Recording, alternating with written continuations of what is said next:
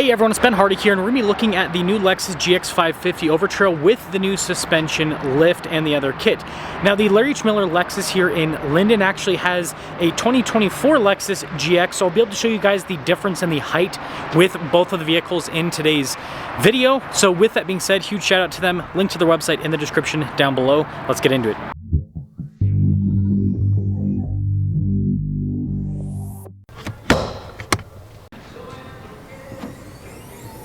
First off, the GX550 is still powered by the same twin-turbo 3.4-liter V6 that goes through a 10-speed automatic transmission.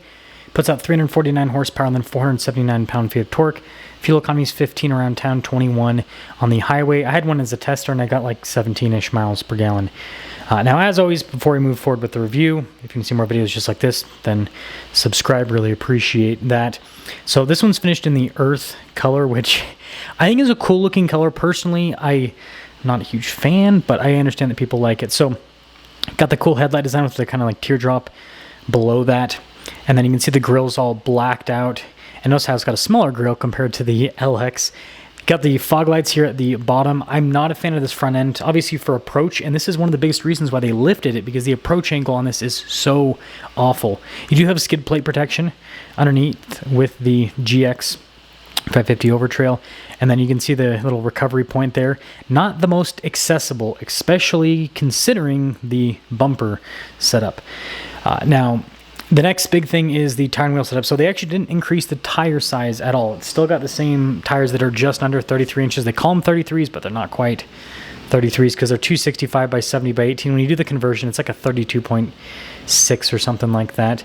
But you can see it is taller. It is definitely, in fact, taller. So here's a shot of the new 2025, and just notice the gap.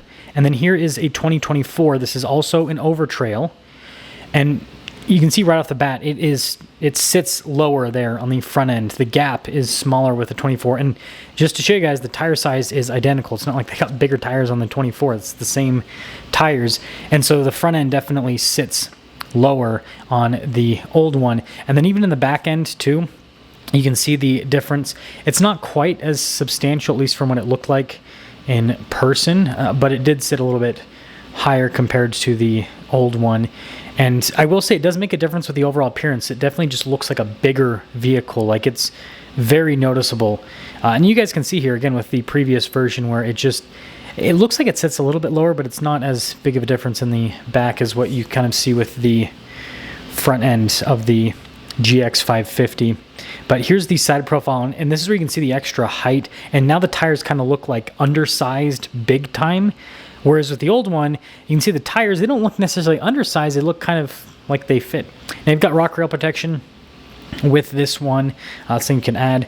And then we've got the squared off mirror caps. And then the door handles are painted black to contrast. I thought this painted piece was interesting that they've added that, but I know it's an option you can get. You don't have to have that. It's definitely not standard equipment.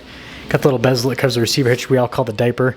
Cool light bar there on the back as well. And sorry about the lighting with this. This car was inside and it was a very snowy day, and so it was lots of bright light outside and dark inside. But cargo cover built in from the factory. Got the little cup holders there in the back. I haven't played with the configurator enough, but I'm pretty sure you still can't add a third row at the Overtrail. From what I was seeing, you have to go for the other options, and you guys can let me know in the comments if I'm wrong. But here's a big thing, a compressor kit. So they just kind of throw it in the back with the new car.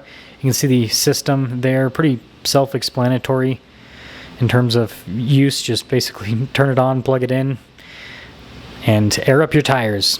It's nice to have. Got a little bit more storage underneath there with that. And then they have a little operation where they tell you to read the owner's manual, which I thought was funny. They're like, hey, go to the owner's manual. We're not going to give you a big old... they should just do barcode. They should not barcodes, QR codes, and just YouTube videos. That's what manufacturers should do. And still have an owner's manual, of course. I still have a physical thing. But yeah, it sits higher. I think it looks a lot better. Now, the biggest thing is you got to put bigger tires on it for it to really look good, because it looks kind of undersized now, like I said. Sunshade there for the rear passengers. And in normal Lexus fashion, nice trim, has a very tight fit and finish with it. Definitely high quality feeling. Now, this is just personal take. I'm not a fan of the coloration of the seats either. They're just... It matches the earth on the exterior, of course. Like it's a matching, but it's just, I don't know, that color reminds me of a baby's diaper. Same thing with the exterior. Maybe that's why I don't like it. If I didn't have kids, I wouldn't have that. Anyways, you guys saw heated seats in the back. Got a little storage pocket there. Space hasn't changed or anything. They didn't change the interior. Again, it's just mostly the lift. That's the biggest thing in the air compressor. And then the front door panel is the same as the back. And I like the materials they've used. It feels kind of like durable rather than just being all like soft touch leather type trim. So I'm glad that they did that because it's an off-road car. So it's got to have more of like a durable, rugged feel to it. The mirrors do power fold in, which is always a nice feature. And you got nice trim there with the window controls. Payload capacity is unaffected. It's still 1545, which is way better than the 250 Land Cruiser. I know because I own one. And it still weighs the same amount. It's still like, 5,600 pounds roughly. You can see the front seat again. You got that trim. If you have kids, you're not gonna like that color. It's just, yeah. At least the seats are power adjustable, right?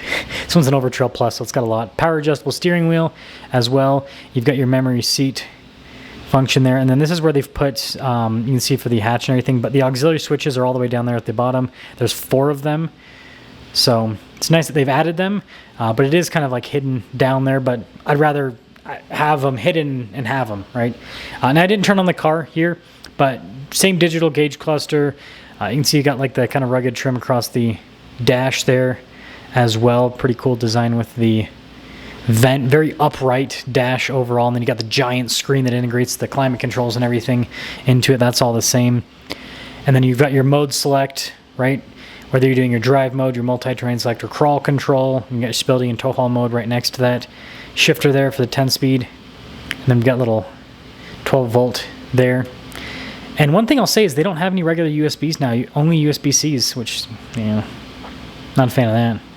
But cup holders there, and then this is really important, right? Still full-time 4-wheel drive, still have a center and a rear locking diff, and it's very accessible there. Phone charging pad, and this one's got the cool box because it's fancy. Cool box actually isn't standard on the Overtrail Plus, but massaging seats are, which is nice.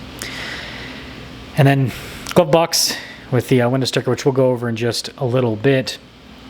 But no camera rear view mirror still, because there's like a little tab to pull it forward. So I'm wondering why Lexus doesn't offer that with the GX when I have it on my Land Cruiser. It's kind of strange.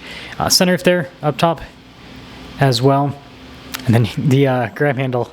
That was kind of interesting with the actuation. But anyways, you can see 2025 GX550 Overtrail Plus.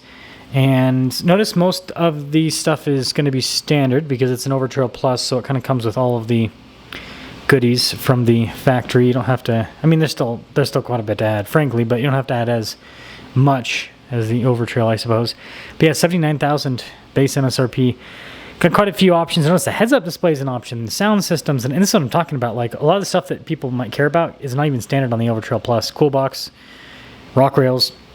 So I think the Overtrail is probably going to continue to be the more popular one. But $86,549 doesn't come cheap. Doesn't come cheap. Also, the camera button is kind of hidden behind the steering wheel, and then the trailer brake controls too.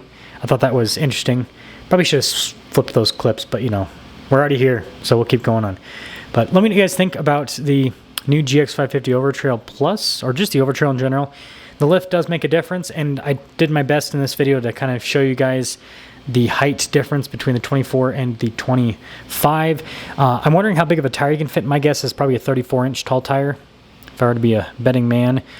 But yeah, I think that it will obviously improve the ground clearance, but it still doesn't help out with the angles. The angles are still horrible, and so even though it looks, again, you can see here, I think it objectively looks better than the 24. Something with that bumper, it's like you either have to go aftermarket, do some stuff there, or hopefully Lexus will change that in the future. I don't know. Time will tell, but either way, let me know what you guys think about the new Overtrail and Overtrail Plus.